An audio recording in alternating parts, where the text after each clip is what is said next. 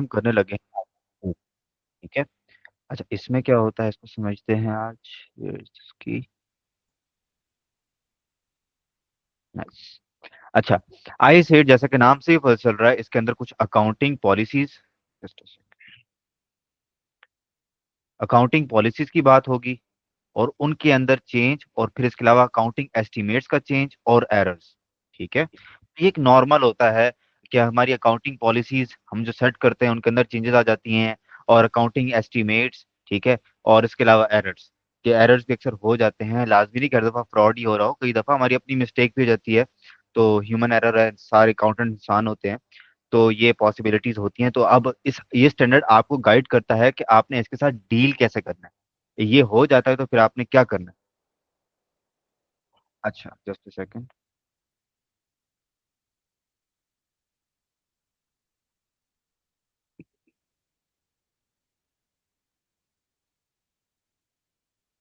सबसे पहले यही बात कि ये स्टैंडर्ड डील करता है कि सिलेक्ट कैसे करना है आपने अकाउंटिंग पॉलिसीज को, आपके लिए क्या अप्रोप्रिएट है। अकाउंटिंग पॉलिसीज क्या होता है ये बाद में समझते हैं, फिर उनके अंदर चेंजेस आ जाती हैं तो आपने क्या करना है। फिर आपने अकाउंटिंग एस्टिमेट्स अगर कोई रखे हुए हैं उनमें अंदर चेंज यदि तो आपने क्या करना है। और अगर प्रायर पीरियड के एरर्स में करेक्शन करनी हो तो कैसे करनी है। अब देखो, एरर दो तरह के हो सकते हैं। एक तो होता है कि मैं 2022 की सपोज फाइनेंशियल स्टेटमेंट्स बना रहा हूँ, और अभी मैंने उसको फाइनलाइज नहीं किया, उसको मैंने इशू नहीं किया। ठीक है, एक हमारा जो ईयर एंड होता है 31 दिसंबर फॉर एग्जाम्पल, उसके 3 माह बाद, ठीक है, यानी कि 31 मार्च को हमने जाके अगले साल की फॉर एग्जाम्पल 2023 को मैंने जाके इसको इशू करना है। तो हमने ये पढ़ा था कि इस पीरियड तक जितने भी हमारी एरर्स होंगे, जो भी मसले होंगे, फ्रॉड की कोई चीज निकल आती है उसको हम एडजस्ट कर सकते हैं। लेकिन एक दफा एक चीज इश्यू हो गई है, मार्केट में चली गई है, और हमें 2025 में जाके समझ आता है कि यार 2023 के एफएस में तो एक एरर था, तो उसको कैसे डील करना है, ये स्टैंडर्ड इस बारे में भी गाइड करता है। ठीक है, तो ये इसका एक ओवरऑल गवर्निंग सिस्टम था कि इस पे क्या क्या डील होता है। नाउ वन बाय वन चीजों को समझते हैं। सबसे पहले हमारे पास अकाउंटिंग पॉलिसीज क्या होता है। Are specific principles, bases, conventions, rules and practices applied by an entity in preparing and presenting FS। ये जनरली आपको जो आपने जो हिसाब किताब करना होता है उसके पीछे जाहिर सी बात है कोई स्टैंडर्ड होता है, ठीक है, अकाउंटिंग का। तो ये आपको पॉलिसीज के ऑप्शन देता है स्टैंडर्ड, कि आप जो चूज करना चाहो कर सकते हो, या कई जगहों पे आपको लिमिट भी करता है कि आपने यही चूज करना है। ठीक है, इसकी मिसाल ऐसे है, अगर मैं यहाँ पे फॉरन मिसाल दूं कि कंपनी के पास ऑप्शन है कि अपनी इन्वेंट्री को FIFO पे भी रख सकता है, एवको पे भी रख सकता है, और लाइफो पे भी रख सकता है। तो ये तीनों अकाउंटिंग पॉलिसीज हैं। ठीक है, तो मैं देखूंगा कि मेरी इन्वेंट्री के हिसाब से कौन सी सूटेबल है। ठीक है, फर्स्ट इन फर्स्ट आउट, या एवरेज, वेटेड एवरेज, या फिर लास्ट इन फर्स्ट आउट। तो मैं उस हिसाब से चूज कर लूंगा। और इस तरीके से क्या हो सकता है कि मैंने फॉर एग्जांपल गवर्नमेंट ग्रांट ले रखा है, अब उसको मैंने जो जो आपके पास अकाउंटिंग के ऑप्शंस होते हैं ना उनको अकाउंटिंग पॉलिसीज कहते हैं। या तो मैं उसको फेयर वैल्यू पे रख लूं, या फिर नॉमिनल वैल्यू पे रख लूं। ठीक है, तो ये अकाउंटिंग पॉलिसीज होती हैं, ये आपकी बेसिस होती हैं, ये आपकी प्रिंसिपल्स होते हैं, जो कि आपको स्टैंडर्ड गाइड करता है कि आपने कैसे प्रिपेयर और प्रेजेंट करना है अपने एफएस को। अच्छा, I set require entity to select and apply appropriate, ये आपके कोई जजमेंट के ऊपर नहीं होनी चाहिए। आप इसको अप्रोप्रिएट ही अप्लाई करो, जो आपको लगता है कि आपको ज्यादा सूट करता है आप वो अप्लाई करो। Accounting policy complying with IFRS obviously, and interpretation ये आगे जाके पढ़ेंगे, एक अलग चीज होती है। To ensure that the FS provides information that, ये क्यों इसके ऊपर ना ध्यान देते हैं, ताकि पहली बात कि हमारे जो यूजर्स हैं जिनके लिए हम एफएस बनाते हैं, ये पूरा सर्कल अकाउंटिंग का चलता है। जी, PNL बन रहा है, SOFT बन रहा है, चेंजेस इन इक्विटी बन रहा है, नोट्स बन रहे हैं, फिर उनका ऑडिट हो रहा है, क्यों, ताकि कोई एक हम डिसीजन मेकिंग, कोई एक ऐसी अमाउंट, ऐसी हम स्टेटमेंट्स बना सकें जिसको देख के हमारे जो यूजर्स हैं, शेयर होल्डर्स हैं, डायरेक्टर्स हैं, बैंक है, गवर्नमेंट है, वो कोई डिसीजन ले सके हमारे बारे में। तो इसीलिए आप अप्रोप्रिएट अकाउंटिंग पॉलिसी लगाओगे, सिलेक्ट करोगे और फिर उसको अप्लाई करोगे, ताकि हमारे जो यूजर्स हैं वो इकोनॉमिक डिसीजन मेकिंग कर सके। दूसरा, आपकी जो एफएस हो वो रिलायबल हो।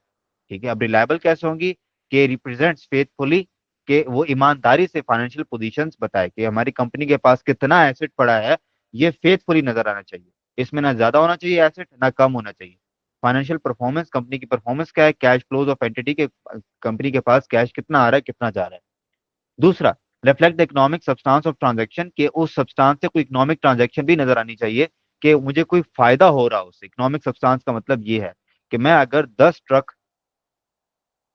लेकर 10 ट्रक ही दे रहा हूं तो इसमें कोई भी इकोनॉमिक सब्सटेंस नहीं है।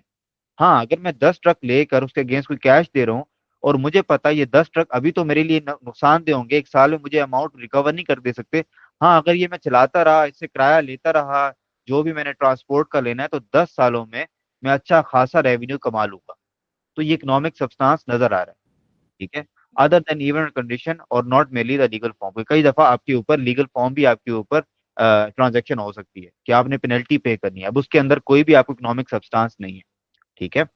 फिर आर न्यूट्रल, कि कोई उसके अंदर बाइसमेंट ना हो, बिल्कुल फ्री फ्रॉम बाइस हो। ठीक है, सच्चाई, बिल्कुल ईमानदारी से बताएं।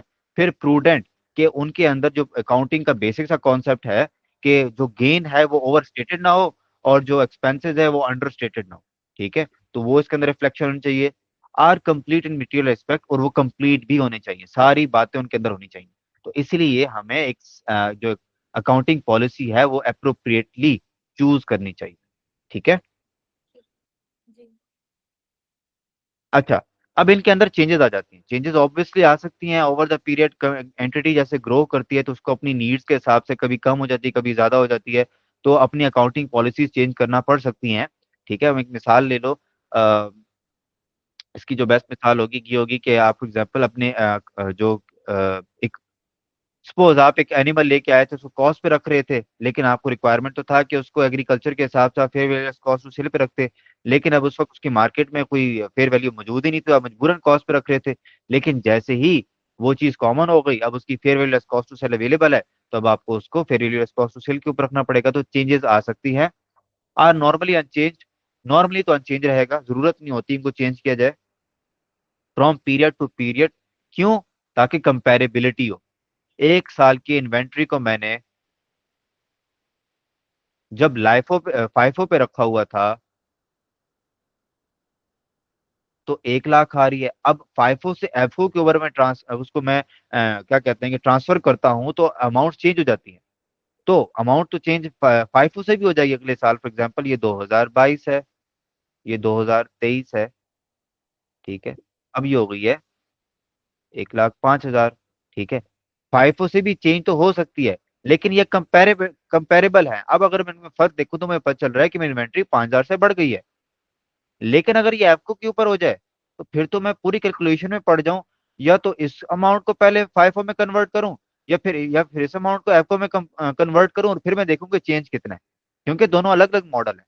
तो इसीलिए कंपैरेबिलिटी के लिए आपको चाहिए कि आपकी अमूमन जनरली आपकी अकाउंटिंग पॉलिसीज अनचेंज हो, कंसिस्टेंट हो, ताकि आप कंपेयर कर सको एफएस को ओवर द पीरियड। ठीक है, ये बात समझ आती है? हेलो। आवाज नहीं आ रही, मैं कहा जी समझ आ।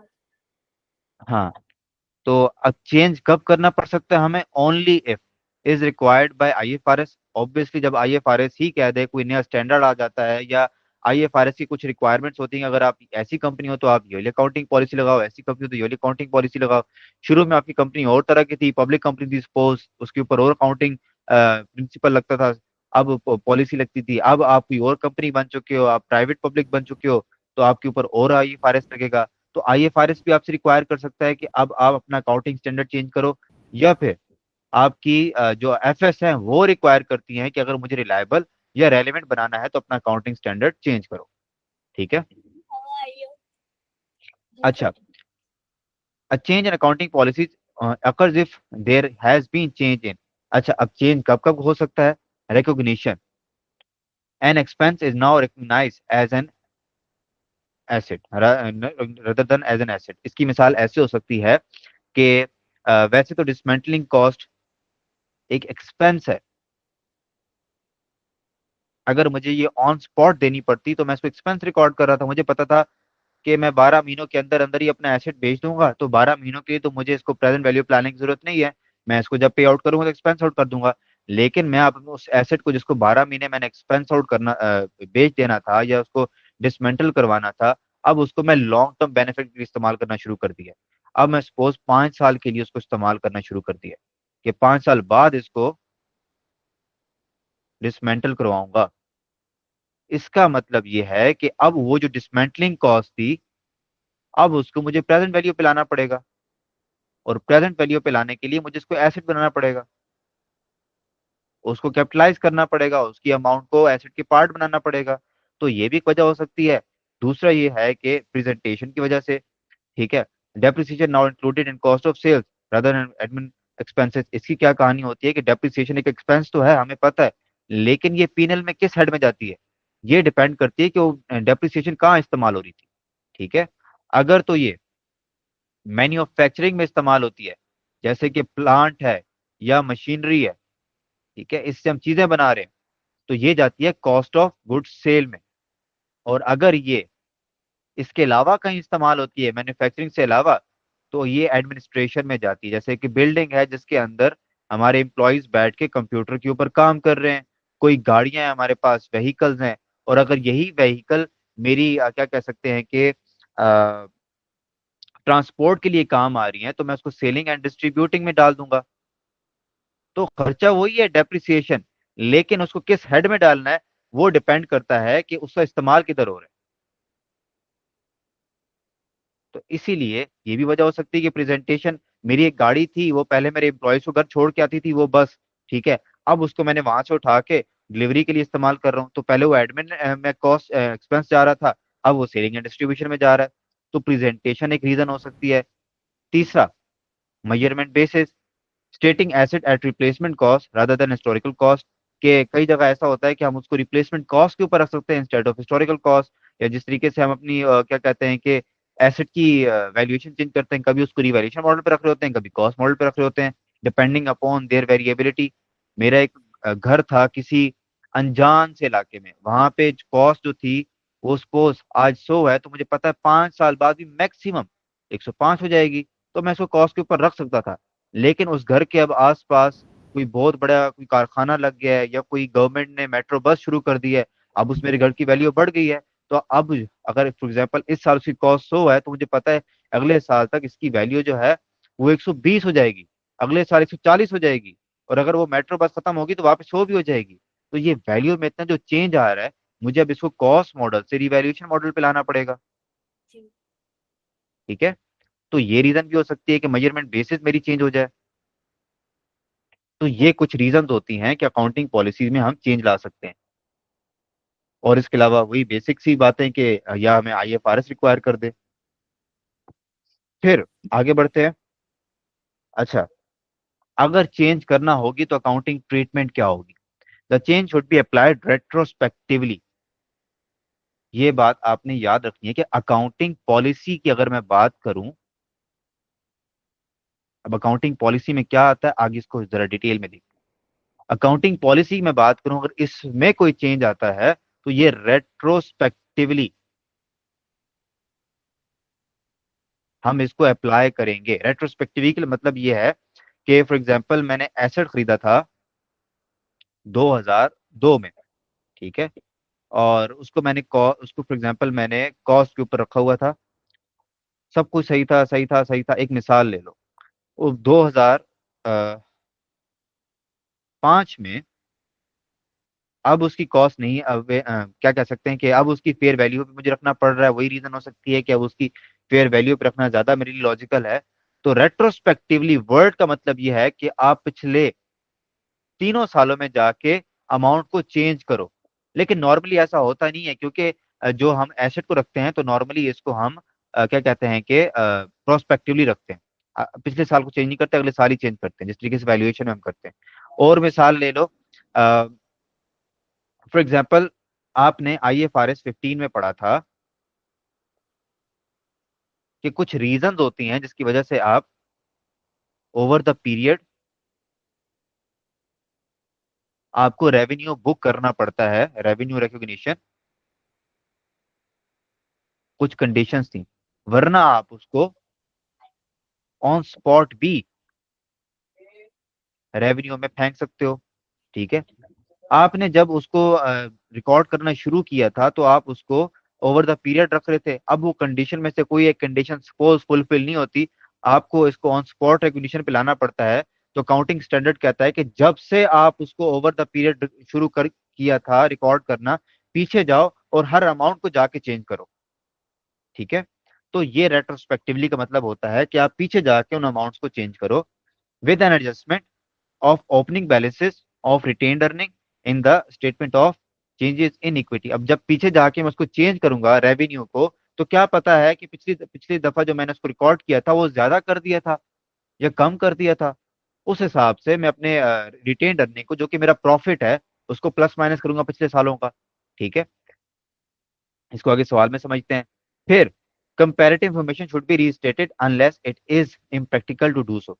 कंपैरेटिव इंफॉर्मेशन का मतलब ये है कि आपने फॉर एग्जांपल 2023 में आपने देखा है कि चेंज आना है, 2022 तो आपको चेंज करना ही करना है रेट्रोस्पेक्टिवली। लेकिन 2021 2020 ये जो पिछले साल हैं, ये आपके लिए एक ऑप्शन है कि अगर आप इसको कर सकते हो तो करो, रीस्टेट चेंज कर सकते हो तो करो, अगर नहीं है तो फिर छोड़ दो। ये इसका मतलब है। ठीक है, ठीक है। If adjustment to opening retained earning, यहाँ बार बार लफ्ज आ रहा है ओपनिंग रिटेन्ड अर्निंग, कि आप पिछले साल की, यानी कि इस साल की ओपनिंग यानी पिछले साल की क्लोजिंग तो एटलीस्ट एडजस्ट करो ना। ठीक है, can not be reasonably determine, अगर वो डिटर्मिन नहीं हो सकती, the change should be adjusted prospectively, वो मजबूरन नाम फिर प्रोस्पेक्टिवली ही आना पड़ेगा। ये बहुत इंपॉर्टेंट पॉइंट है। ठीक है, कि अगर हम पिछले सालों में चेंज नहीं ला सकते तो मजबूरन आपको प्रोस्पेक्टिवली, पिछले अगर मैं इसको डिफाइन करूँ, रेस्ट्रोस्पेक्टिवली का मतलब ये है पास्ट, प्रेजेंट, और प्रोस्पेक्टिवली का मतलब ये है, फ्यूचर भी लगा दो, फ्यूचर, प्रेजेंट, फ्यूचर। अब मेरे साथ प्रोस्पेक्टिवली की जरा लॉजिक समझना। हम जब आई 16 करते थे तो हमारे एक साल में सपोज रिवैल्यूएशन सरप्लस आता था 4,000 का, अगले साल आ गया 8,000 का, हम हर साल बुक कर रहे होते थे। पिछले साल में हमने कितना रिकॉर्ड किया था वो देखते ही नहीं थे, वो पिछले साल की एंट्री करके आगे आ जाते थे। कभी हमने अगले साल फॉर एग्जांपल देखा कि रेवेन्यू बढ़ गया है, तो पिछले अमाउंट्स को भी जाके चेंज किया था, वो जब हम टेबल बनाते थे इस तरीके से, बस हर साल देखते थे फेयर वैल्यू क्या है और चेंजेस करते रहते थे। ये था प्रोस्पेक्टिव। या जिस तरीके से हमने IS 40 पढ़ा था इन्वेस्टमेंट प्रॉपर्टी, उसके अंदर हर साल हम साल के आखिर में फेयर वैल्यू के साथ कंपेयर करते हैं कि हमारी किताबों में क्या बुक वैल्यू है और अब इस साल क्या फेयर वैल्यू है। तो हर साल हम एक एंट्री करते थे, अगर फॉर एग्जांपल हमारी इन्वेंट्री बढ़ सॉरी इन्वेस्टमेंट प्रॉपर्टी बढ़ जाती है तो इन्वेस्टमेंट प्रॉपर्टी डेबिट और गेन इन P&L क्रेडिट, हर साल ऐसे होता रहता था। या अगर लॉस आता तो लॉस डेबिट और इन्वेस्टमेंट प्रॉपर्टी क्रेडिट। पिछले सालों को हम जाके एडजस्ट नहीं करते थे, ये था प्रोस्पेक्टिव मेथड। ठीक है, प्रोस्पेक्टिवली हम जाके चेंज करते थे। अगर कोई ऐसा सिनेरियो आ जाए कि पिछले सालों को भी हम चेंज करें, तो ये होता है रेट्रोस्पेक्टिवली। ठीक है, जी। देन यहाँ पे कुछ एग्जांपल्स हैं, ये वो सारे स्टैंडर्ड्स हैं जो आपने पढ़ रखे हैं, अब आप चीजों को लिंक कर सकते हो कि हाँ भाई हमने ऐसे ऐसे किया था। सबसे पहले हमारे पास है change in valuation method 542 weighted average. Suppose ये ऑपोजिट भी हो सकता है, वाइस वर्सा भी हो सकता है कि वेटेड एवरेज टू 5। अगर इन्वेंट्री के अंदर हम 542 एफको पे जाते हैं तो रेट्रोस्पेक्टिवली एप्लीकेशन होती है। जितने सालों से 5 के ऊपर रखा हुआ था, एटलीस्ट पिछले साल तक तो उसको लाजमी करना है, उससे पिछले सालों तक अगर हम कर सकते हैं तो बहुत अच्छी बात है, रेट्रोस्पेक्टिव। दूसरा, change in revenue recognition point in time और ओवर टाइम, वही जो भी हमने बात की, इसको भी रेट्रोस्पेक्टिवली चेंज करना। तीसरा, एक कॉस्ट थी जिसको हम एक्सपेंस आउट कर रहे थे, बोरिंग कॉस्ट को, अब उसको कैपिटलाइज करना शुरू कर दिया, IS 23 वाली बात, तो इसको भी रेट्रोस्पेक्टिवली आप अप्लाई कर सकते हो। Then change in policy of internally develop intangible asset. आपको पता है जब इंटरनली डेवलप इंटेंजिबल एसेट होता है तो उसको आप कैपिटलाइज करते हो, वो जब उसकी 6 कंडीशंस पूरी होती थी। ठीक है, आपने शुरू में सोचा कि यार 6 कंडीशंस पूरी नहीं हो रही, इसको एक्सपेंस आउट ही मैं करता हूँ। लेकिन आपके सामने कोई ऐसी खबर है कि यार 6 कंडीशन तो कब की पूरी हुई पड़ी थी, आप बिला वजह एक्सपेंस आउट करते जा रहे थे। अब आप पीछे से जब से आप एक्सपेंस आउट करते जा रहे थे, तब से आप उसको अमाउंट को पकड़ोगे और कैपिटलाइज कर दोगे। ठीक है, ये बात समझ आती है। ठीक है। Then change in policy for government grant, की अब गवर्नमेंट ग्रांट जो रिकग्निशन मेथड होते हैं नॉमिनल या फेयर वैल्यू, उसमें भी आप अगर चेंजेस लाते हो तो आप इसको रेट्रोस्पेक्टिवली चेंज करोगे, पीछे से जाके चेंज करोगे। जस्ट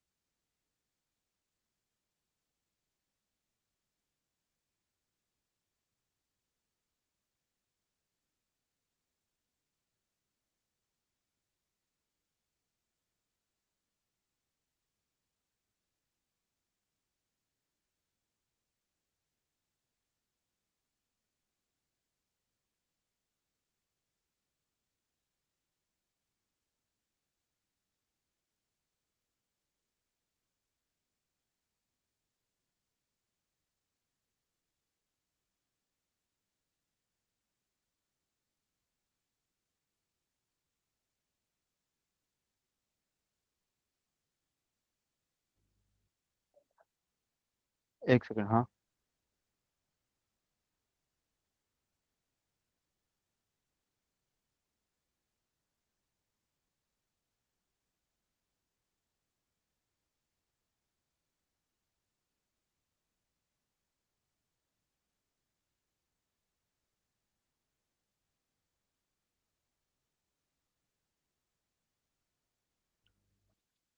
चलो लेट्स कंटिन्यू। अच्छा, तो ये आपने ना फर्क जान के रखने हैं। What is retrospectively application and prospectively application, और किस केस में कैसे होती है। ठीक है। ठीक। फिर जी। हमारे पास, और ये एक्सेप्शन भी, अगर रेट्रोस्पेक्टिव एप्लीकेशन पॉसिबल ना हो तो फिर हम प्रोस्पेक्टिव की तरफ जाते हैं। प्रोस्पेक्टिव जहाँ पे होता है ना, अकाउंटेंट खुश होता है क्योंकि ये आसान होता है, पीछे से चीजें चेंज करके लाना is very hard.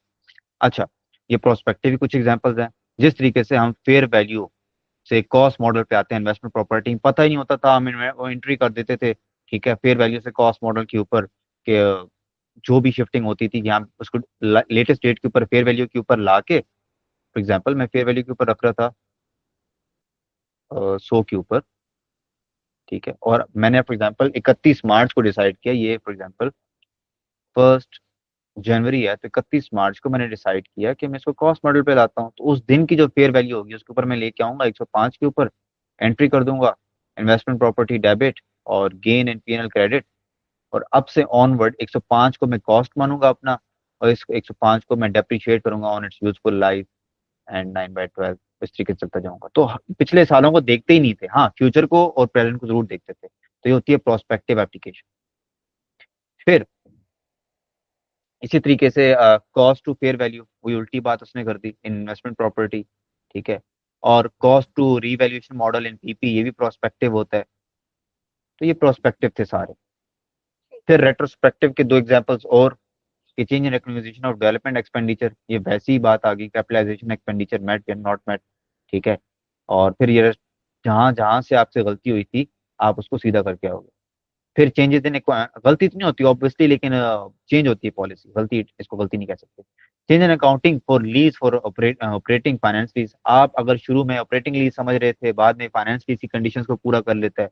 Operating suppose low value asset था, और अब कोई ऐसी बात, या for example low value short term lease था, ऑपरेटिंग के ऊपर आप उसको काउंटिंग कर रहे थे, अब वही लीज आपसे, आपने उससे लॉन्ग टर्म पे ले ली है, अब उसको आपको फाइनेंस लीज में कन्वर्ट करना पड़ेगा, लॉन्ग टर्म लीज में। तो उसके लिए आप रेट्रोस्पेक्टिव एप्लीकेशन करोगे, कि जब से आप लीज लेके आओगे आप ऐसे मानोगे कि शुरू से फाइनेंस लीज पे था। रेट्रोस्पेक्टिव का ये भी मतलब आप एक सेंस में कह सकते हो, कि आप उसको ऐसे एडजस्ट करोगे कि आप समझोगे शुरू से हमारे पास उसी स्टैंडर्ड पे था जिसके ऊपर अब इसको लाएं। देन चेंज फ्रॉम, ये हमारे पास प्रोस्पेक्टिव होता है, जो भी हम देखा भी सही, कि बायोलॉजिकल एसेट जो कॉस्ट पे रख रहे थे अब फेयर वैल्यू पे ले आए। ठीक है, फेयर वैल्यू मैंडेटरी है अनलेस इम्प्रैक्टिकेबल, क्या लाजमी है कि आप उसको फेयर वैल्यू रखो। हाँ, अगर नहीं है तो फिर मजबूरन आप इसको कॉस्ट के ऊपर रख सकते हो। फिर ये हमारे पास एक सवाल है, ठीक है, इसके अंदर काफी चीजें हैं, हमने बनाना है, रीस्टेट करना है। अच्छा, ये तीन लफ्ज क्या होते हैं, एक हमारे पास होता है इशू, जो आवाम के पास चली गई है। ठीक है, एक अगर इसमें कोई चेंज लाते हैं ना, इसको कहते हैं रीस्टेट, रीस्टेटमेंट।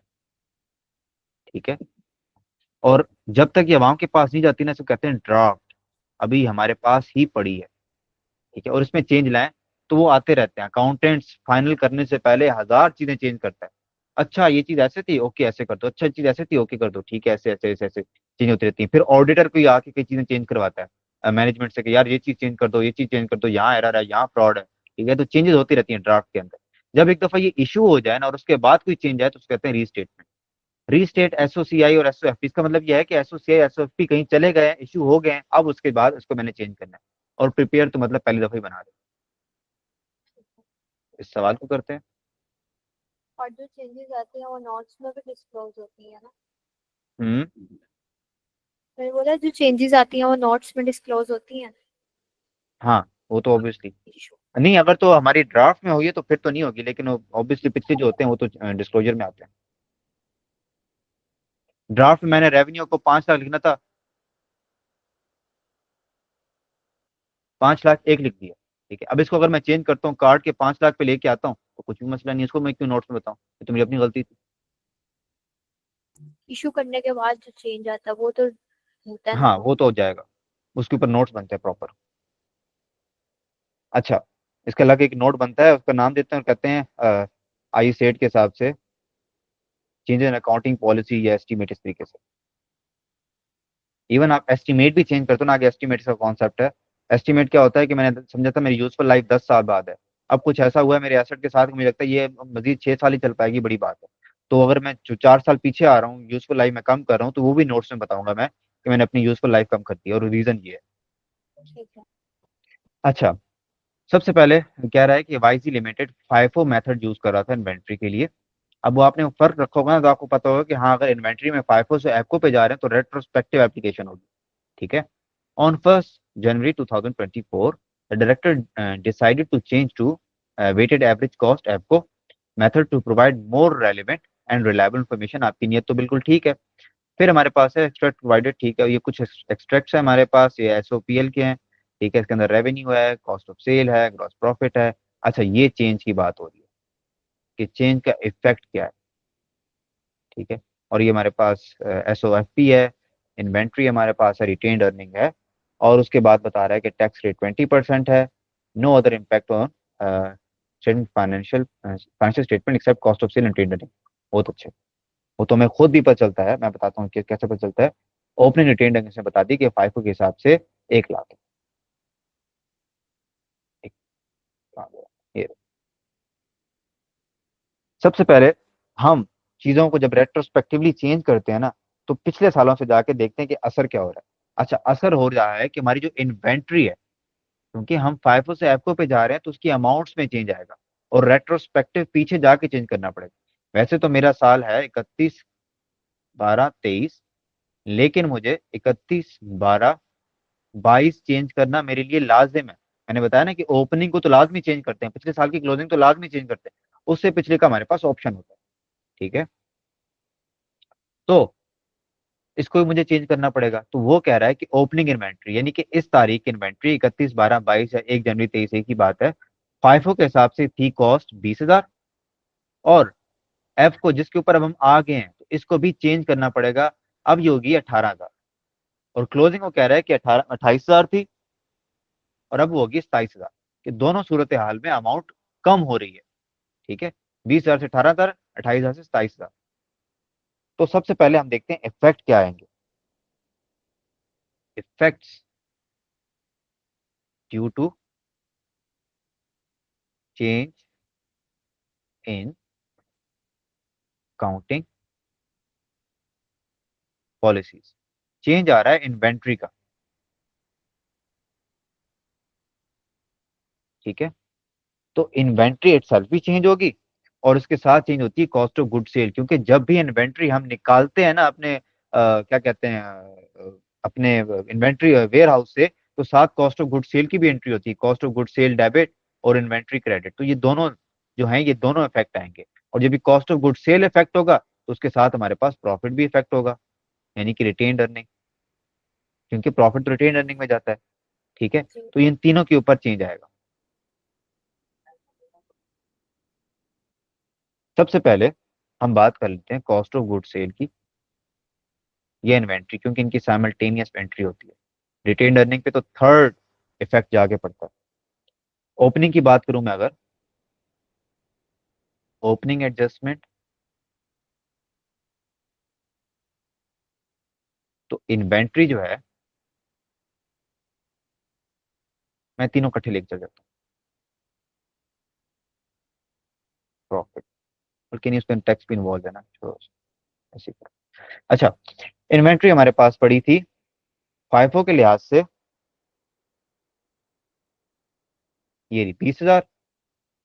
अब हमारी ओपनिंग में इन्वेंट्री होगी क्या कहते हैं कि 18,000। इसका मतलब ये है कि हमारी इस शिफ्ट की वजह से, इस चेंज की वजह से, इस ट्रांसफर की वजह से, फ्रॉम फाइफो टू एफको, इन्वेंट्री जो है वो 2,000 से कम हो गई है। और ओपनिंग का effect in cost of good sale पे डायरेक्ट पड़ता है, तो इसका मतलब ये है कि कॉस्ट ऑफ गुड सेल भी 2,000 से कम हो गया। ये बात समझ आती है? मैं रिलेशनशिप आपको फिर एक्सप्लेन कर देता हूँ। जी सर। अच्छा, क्लोजिंग के मामले में क्या होगा? क्लोजिंग अगर कम हो रहा है तो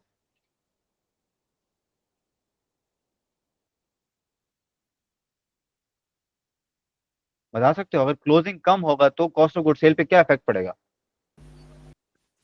क्लोजिंग कम होगी, cost of goods increase. Yes, क्योंकि इनका आपस में होता है इनवर्स रिलेशन, ये लेस होते हैं कॉस्ट ऑफ गुड सेल से और फिर एक अमाउंट आती है। लेकिन ओपनिंग तो डायरेक्ट होती है इन्वॉल्व इसके साथ, तो अगर ये बढ़ेगी तो ये अमाउंट बढ़ेगी, ये बढ़ेगी तो ये कम होगी।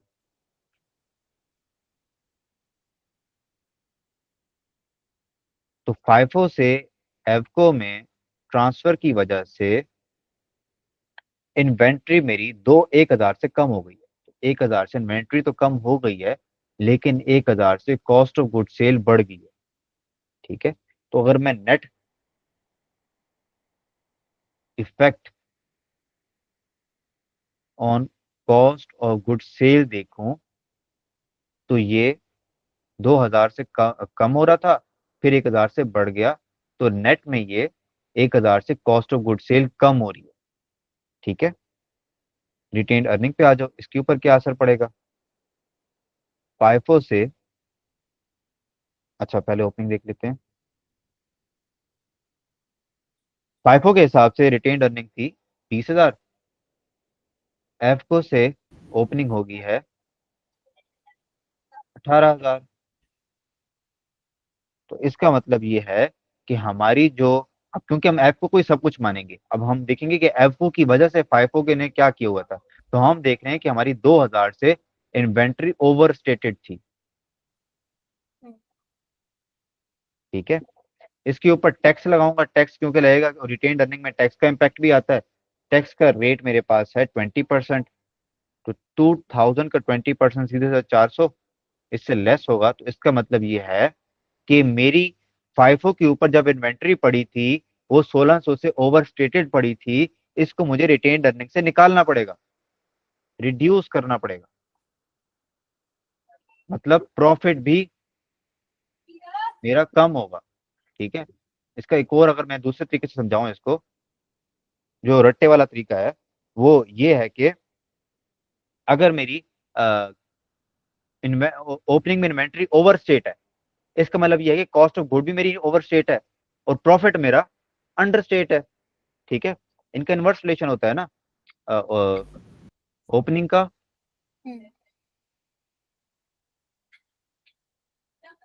प्रॉफिट के साथ, और क्लोजिंग का डायरेक्ट होता है, क्लोजिंग जितना ज्यादा होगा प्रॉफिट उतना ज्यादा होगा।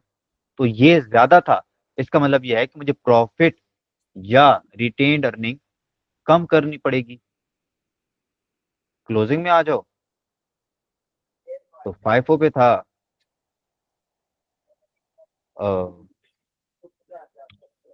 28 27 28,000, एफको में शिफ्टिंग की वजह से ये हो, एफको में थी 27,000, तो शिफ्टिंग की वजह से 1,000 की ओवर स्टेटमेंट थी यहाँ पे भी। टैक्स 20% से लेस, 200 गया, 800 से ये ओवर स्टेटेड थी, ये ओवर स्टेटेड थी, मुझे बेनिफिट हो रहा है साल के आखिर में, देख रहा हूँ वाह यार मुझे तो आईपीओ की वजह से, आने की वजह से बेनिफिट हुआ। तो ये इसका मतलब ये है कि मेरा प्रॉफिट ये रिड्यूस तो हो रही है, लेकिन क्लोजिंग जब रिड्यूस होगा तो प्रॉफिट या रिटेन्ड अर्निंग बढ़ जाएगा। कहाँ जा रहा है तू? बढ़ जाएगा। ठीक है, थोड़ा कॉम्प्लिकेट हो रहा है मुझे पता है, लेकिन ये चीजें समझ आनी चाहिए। ओके ठीक है, ठीक है जी। तो अगर मैं अब रिटेन्ड अर्निंग नेट निकालूं ड्यू टू इफेक्ट्स, तो पहले कितनी थी? पहले थी 1,20,000, उसमें से 1,600 निकाला हमने, 800 ऐड किया, क्लोजिंग वाला ये ओपनिंग वाला ये क्लोजिंग वाला, तो नेट मेरे पास आ जाएगी 1,19,200। ठीक है, जी। ये मैंने कॉम्प्लिकेटेड सवाल डाला है, अपनी आप किट्स देखोगे ऐसे सवाल आपको नजर भी नहीं आएंगे, जस्ट फॉर द सेक कि अगर आपके हक के ऊपर ऐसा कोई सवाल आ जाता है। ठीक। तो थ्री का यही होगा कि जो भी चेंज आ रहा है आपने देखना है कि उससे इफेक्ट क्या क्या होगा, और रिटेन अर्निंग और प्रॉफिट तो 98% उससे चेंज हो ही रहे होंगे। चाहे वो कॉस्ट है, इनकम है, उससे प्रॉफिट तो चेंज होता ही है। दूसरा आपने इनफेक्ट देखना है कि क्या क्या और इससे हिट हो सकता है। ठीक है, अगर कोई सेल से एलिमेंट है तो रेवेन्यू भी इफेक्ट हो सकता है। अगर कोई डेप्रिसिएशन है तो ऑपरेटिंग एक्सपेंसेस, एडमिन एक्सपेंसेस, ये सारे चेंज हो सकते हैं। ठीक है, तो ये सारे आपने देखना है। और उसकी वजह से इफेक्ट क्या आएगा। अब ये हमारे पास रीस्टेटमेंट्स आ गई। अब सवाल हमसे कह रहा था कि आप मुझे रीस्टेट करके दो पीएनएल को और एसओएफपी को। तो पीएनएल पहले बनाते हैं। रीस्टेटेड मतलब इसके अंदर मैंने कुछ चेंजेस किए हैं। रेवेन्यू तो सेम आएगा, रेवेन्यू अनअफेक्टेड है इससे। वो कितना था, 5 लाख मुझे याद है। फिर मेरे पास कॉस्ट ऑफ गुड सेल कितना हो जाएगा, इसको हमने नेट नहीं निकाला अभी तक वैसे। ये 3 लाख हमें हमारी किताबों में आ रहा है। अब उसमें से कहाँ पे निकाला हमने, ये रहा। 1,000 कम कर देंगे,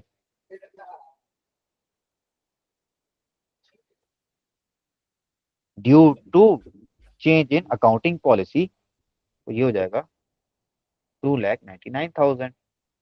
तो मेरे पास अब एडजस्टेड जीपी आ जाएगा 2,01,000, जो कि पहले थी 2 लाख।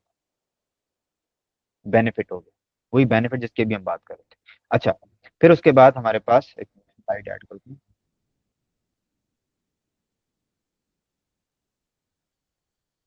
अच्छा, वैसे भी ठीक पड़ी है।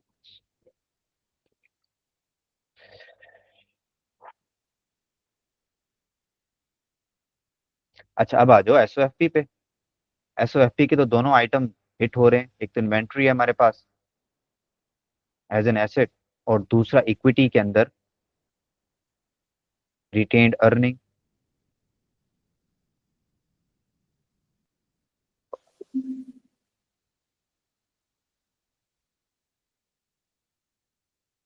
इन्वेंट्री मेरे 28,000 पड़ी थी।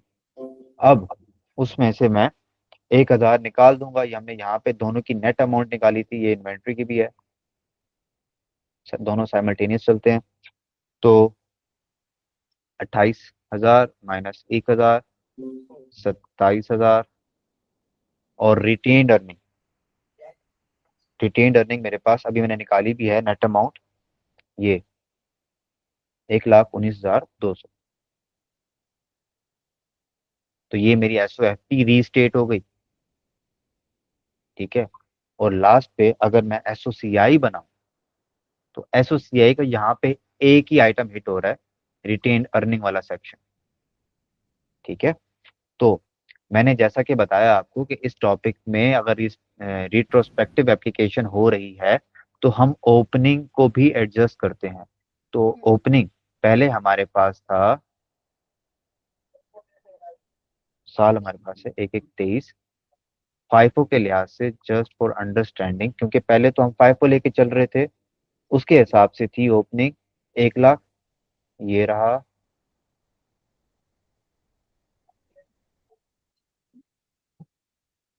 ठीक है, अब इसमें प्रायर पीरियड एडजस्टमेंट हुई है, विच सेज कि पिछले साल, एक्सक्यूज मी यार, चार्जर तो दे ये वाला, ये चार्जर, ये ये 3 सॉकेट वाला, ऐसे ही मुझे भेज। बट इतना दूर आएगा नहीं।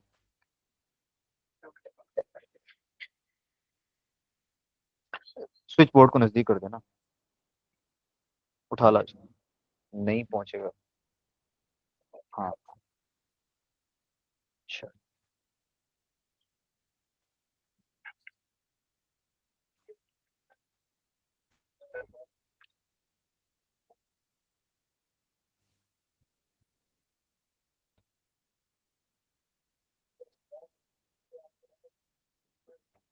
अच्छा, प्रायर पीरियड एडजस्टमेंट इसका मतलब ये है कि ओपनिंग में जो मैंने एडजस्टमेंट की थी, ये कहाँ पे, ये वाली रिटेन्ड अर्निंग की एडजस्टमेंट, ये तो ओपनिंग की थी ना, यानी पिछले साल का क्लोजिंग था। इसको मैंने एडजस्ट किया था 1600 से। 1600 से मैंने अपने रिटेन्ड अर्निंग कम किया था, तो 1600 इसमें से निकाल दूंगा। बाकी मेरे पास अमाउंट आती है 98,400। ये भी मेरे पास ओपनिंग है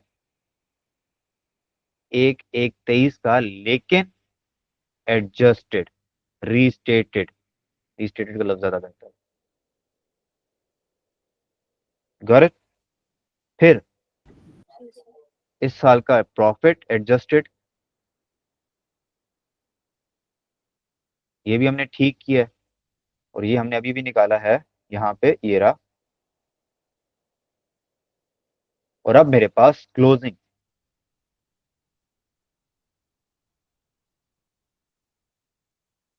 ये तो एडजस्टेड नहीं है, ठीक है, इसको रीस्टेटेड कह सकते हैं, हाँ। ये मेरे पास आ जाएगा, जस्ट ऐसा, 98,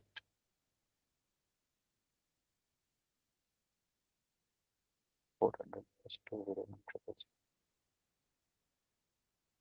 2,99,400, ठीक है। तो ये होती है रेट्रोस्पेक्टिव एडजस्टमेंट, ठीक है, कि पिछले साल से मसला इस साल में आया है, इस साल हमने क्या कहते हैं कि फाइफो से एफको में जंप किया है, लेकिन पिछले साल की भी एंट्रीज हमने चेंज की है, ठीक है। तो ये, इससे मुश्किल कुछ भी नहीं आता, आप सवाल सारे देख लेना, आपको मोस्टली थ्योरी मिलेगी, थ्योरी को समझना है, फर्क रखने हैं कि कहाँ पे रेट्रोस्पेक्टिव है, कहाँ पे प्रोस्पेक्टिव है, अकाउंटिंग एस्टिमेट, अकाउंटिंग पॉलिसी में क्या फर्क है, क्या रीजन हो सकती हैं, ठीक है। और इसके बाद आगे बढ़ते हैं हम, तो हमारे पास अगली चीज है अकाउंटिंग एस्टिमेट्स। अकाउंटिंग एस्टिमेट से आप बहुत ही फेमिलियर हो, यहाँ आपने हर टॉपिक में देखा है कि हम एस्टिमेट्स क्या हो सकते हैं। एस्टिमेट हर वो चीज होती है जो हमने अंदाजा लगाते हैं, ठीक है, यूजफुल लाइफ, ठीक है, और इसके अलावा रेजिडुअल वैल्यू, और इसके अलावा डिसमेंटलिंग कॉस्ट, फेयर वैल्यू, ये भी एक एस्टिमेट ही होता है, क्योंकि आप 10 बंदों के पास जाके पूछो तो हर किसी ने अलग अमाउंट बतानी है, आप एक एस्टिमेट लगाते हो, यार ये वाली लॉजिक ज्यादा समझ में आती है। जिस तरीके से हमने अभी पिछला कौन सा था, I-37, उसमें दो तरीकों से देखा है, मोस्ट लाइकली मेथड, और एक दूसरा जो था, अ, अ, दूसरा कौन सा था, एक मोस्ट लाइकली था, एक दूसरा कौन सा था, कि हम जिससे हम अमाउंट निकालते थे, एस्टिमेटेड बेस्ट एस्टिमेट करते थे जिससे, ठीक है, अच्छा दूसरा जो भी था वट, दोनों से हम देखते हैं कि एक एस्टिमेट अमाउंट क्या आती है, तो ये सारे एस्टिमेट्स होते हैं।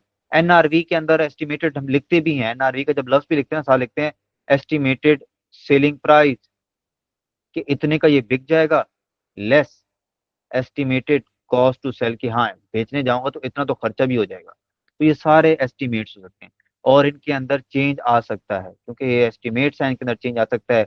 मेरी अपनी अंडरस्टैंडिंग में शुरू में मसला था, अब मुझे कुछ और समझ आ रही है, तो मैं उससे भी चेंज कर सकता हूँ, या मार्केट में भी कोई मसला आ गया है, ठीक है, जो मार्केट में कल तक मुझे कह रहे थे कि यार 10 साल बाद आपका ये एसेट जो है ये 10,000 का बिकेगा, अब मार्केट वाले कह रहे हैं यार ये तो बहुत ही अवेलेबल आइटम है, हर किसी के पास है, तो मुश्किल ही है 10,000 आपको 10 साल बाद मिले, तो आप इसकी रियल वैल्यू को कम कर दो, तो एस्टिमेट्स में चेंज आ सकता है।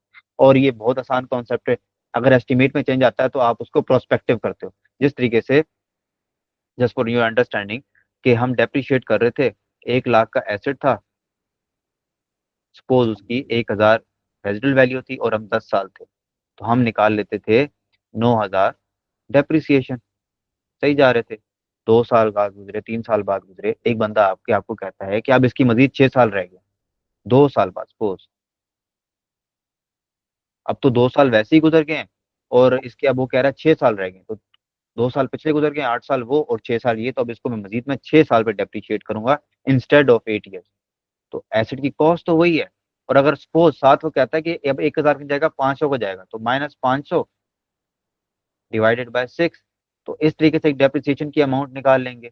तो हमने पिछले सालों को चेंज ही नहीं किया, पिछले सालों में अभी हमारी कोई किताबें खोल के देखेगा ना, तो 2000, फॉर एग्जांपल ये 2020 था, 2 साल पहले ये 2022 आ गया है, अभी भी उसमें 2020 में डेप्रिसिएशन 9,000 ही पड़ी होगी। हमने इस साल वाली डेप्रिसिएशन को देखते हुए इसको नहीं चेंज किया कि यार 2 साल पहले तो ये, इसको 8 पे डिवाइड करना चाहिए था मुझे, है ना, इंस्टेड ऑफ 10 ईयर्स। तो ये होती है प्रोस्पेक्टिव एप्लीकेशन, और एस्टिमेट में चेंज जब आता है तो प्रोस्पेक्टिवली हम चीजों को एडजस्ट करते हैं, सही है। जी। तो एस्टिमेट्स क्या होता है, एक मॉनेटरी अमाउंट, पैसों वाली कोई बात, amount in financial statements which are subject to measurement uncertainty, उसमें कोई सर्टेनिटी नहीं होती, उसको कहते हैं estimate. Many figure and FS require some form of estimation, obviously, bro, where the monetary amounts cannot be directly observed. Okay, the development of such estimate would require the adjustment of the use of judgement, ठीक है। Judgement चलती है, judgement भी कुछ छोटे मोटे बंदे नहीं करते, एक्सपर्ट्स होते हैं उसके पीछे भी, बट वो भी इंसान है। assumptions, okay, based on latest information available, these estimate could be depreciation expense। ये तो बनता ही पूरा ही, ये क्या कहते हैं कि इसके अंदर इतनी लॉजिक्स होती हैं कि इसको ये एज एन एक्सपेंस, ये हमारी एस्टिमेटेड एक्सपेंस जो अमाउंट होती है इसको एस्टिमेटेड ही कहते हैं। फिर fair value of asset liability, अगर हम किसी एसेट को फेयर वैल्यू पे रख रहे हैं, लाइबिलिटी को फेयर वैल्यू पे रख रहे हैं, तो उसके अंदर फेयर वैल्यू चेंज होती है और हर साल चेंज होती है। इसलिए इतना हम सर खाते हैं कि हर साल कुछ स्टैंडर्ड्स कहते हैं कि इसको आपने हर साल क्या कहते हैं कि आपने इसको चेंज करते रहना है। लाइबिलिटी की मिसाल, पिछला स्टैंडर्ड प्रोविजन, प्रोविजन को हर साल हम क्यों रीस्टेट कर रहे होते हैं, रीमजर क्यों कर रहे होते हैं, जस्ट बिकॉज उसमें चेंज आते रहते हैं। और एसेट, हमने रीवैल्यूएशन में पढ़ा है कि हर साल जाके आपने एंड के ऊपर उसको रीवैल्यू करना है, और हमने IS 40 में भी पढ़ा है कि हर साल आप जाके आखिर में उसको रीवैल्यू करते हो, क्योंकि मार्केट में एस्टिमेट चेंज होता रहता है, ठीक है। तो ये वही बातें हैं, बस अब हम इसको पढ़ रहे हैं कि इसको इसके पीछे क्या लॉजिक। फिर NRV, जब आप एसेट इन्वेंट्री को NRV पे रखते हो ना, तो हर साल आप उसको प्लस माइनस करते रहते हो। उसमें आप मार्केट के हिसाब से देखते हो कि अब उसकी NRV क्या है। अगर तो मेरी NRV कम थी और मार्केट में ज्यादा, तो मैं गेन रिकॉर्ड करूंगा, और वाइस वर्सा, ठीक है। तो चेंज कब आता है, requirements of ISR, effect of a change in accounting estimate should be included in profit and loss, obviously gain या लॉस रिकॉर्ड होता है, ठीक है। And if subsequent periods are affected in दो सब्सिक्वेंट पीरियड्स, कि अब ये 6 साल ही मेरी फॉर एग्जांपल ये पड़ी रही है, अगले साल भी अगर मुझे डेप्रिशिएट करना होगा तो इसी 6 साल पे करना होगा। तो इस साल की एस्टिमेट चेंज से अगला साल भी मेरा इफेक्ट हो रहा है, तो अगले साल के ऊपर भी मैं इसका इम्पैक्ट लूंगा, ठीक है। Effect of change should be included in same income and expenses classification as we use for original estimate, ठीक है। अब उस इफेक्ट की वजह से अपनी जो क्लासिफिकेशन है उसको चेंज नहीं कर सकते, ठीक है। अगर फॉर एग्जांपल आप डेप्रिसिएशन एक्सपेंस लिख रहे थे, तो आप डेप्रिसिएशन एक्सपेंस ही लिखोगे। एक तो मैं टेढ़ा क्यों चलता हूँ, ठीक है। तो इस तरीके से आप इसको लेके चलोगे। फिर हमारे पास है, if material the nature amount effect must be disclose, note में बताओ कि अगर कोई बहुत बड़ा एस्टिमेट में इफेक्ट आ रहा है, उसकी नेचर और अमाउंट, ठीक है। और अगर वही बात कि अगर आप अमाउंट नहीं बता सकते, तो यही बता दो कि नहीं बता सकते और उसके पीछे रीजन क्या है। अच्छा, example of changes in accounting estimates are changes in useful life of NCA, okay हो गया। मेथड ऑफ डेप्रिसिएशन, ओके हो गया। Warranty provision based on more up to date information about claims frequency and value, हमने ये पढ़ा था provisions के अंदर, कि जो हम एक अंदाजा लगाते हैं प्रोविजन रिकॉर्ड करते हुए कि यार इतना तो आएगा, या फिर जिस तरीके से हम bad bad and doubtful debts में पढ़ते थे कि हम एक अंदाजा लगाते थे कि यार 5% ऑफ रिसीवेबल्स मुझे वापस नहीं मिल, तो ये अंदाजे थे। मेरा इस साल इतना अच्छा गुजरा कि 5% से भी कम लोग, 3% लोग ही सिर्फ रिटर्न ऑफ मैंने किए जो एक्चुअल बैड डेट हुए, ठीक है। बाकी 2% एडिशनली मेरे पास पैसे लेके वापस आ गए, तो मेरा एस्टिमेट चेंज हो गया। मैं अगले साल अब 3% पे रिकॉर्ड करूंगा, और अगले साल बुरे हालात चले, कोविड आ गया, कोई ऐसा मसला आ गया, अब मैं 10% पे रिकॉर्ड कर रहा हूँ, तो ये प्रोविजन भी चेंज हो सकती हैं। ठीक है। अच्छा, ये हमारे पास एक सिनेरियो है, ये आपने ये चीजें आराम से I16 में कर रखी हैं, but just for your understanding इसको दोबारा समझते हैं। कि हमारे पास एक मशीनरी है, 5,000 उसकी कॉस्ट है, रेजिडुअल वैल्यू नहीं है, इनिशियली डेप्रिशिएट होगा 10 ईयर्स पे साथ। इसके बाद हमारे पास स्ट्रेट लाइन के ऊपर इन, अच्छा इन ईयर 4 यानी कि पहला दूसरा तीसरा चौथे साल जाके टेक्निकल एडवांसमेंट होगी, imagine revise useful life to 7 years in total. इसका मतलब ये है कि 10 - 3, 1 मिनट, डेप्रिशिएट 7 साल पे हो रहा है, यूजफुल लाइफ 10 ईयर्स है, हाँ ठीक है। तो 3 साल तो मेरे गुजर गए हैं, 7 साल रहते थे, ठीक है। अब वो कह रहे हैं कि अब आपके टोटल 7 साल हैं। टोटल 7 साल का मतलब ये है कि पिछले 3 साल भी इसमें आप इंक्लूड करो। अगर तो कहता ना रिमेनिंग ईयर्स आपके पास 7 साल है, तो फिर तो मैं 7 साल पे ही डेप्रिशिएट करता, और लोग वो तो वैसे भी मैं कर ही रहा था। 3 साल डेप्रिशिएट करने के बाद अब मेरे आके 7 साल ही रहते थे। लेकिन वो कह रहा है कि 7वें साल मैंने कैलकुलेट किया कि, सॉरी चौथे साल मैंने कैलकुलेट किया, तो टोटली आपके पास 7 साल थे, तो 3 साल तो पहले मैं क्या क्या कहते हैं डेप्रिशिएट करके आ गया। अब उनको चेंज करने की जरूरत नहीं है। अब पीछे जाके मैं पिछले साल की एंट्री को दोबारा मैं 5 लाख डिवाइडेड बाय 7,000 करूंगा, सॉरी 7 करूंगा, और फॉर एग्जाम्पल एक अमाउंट कितनी आएगी,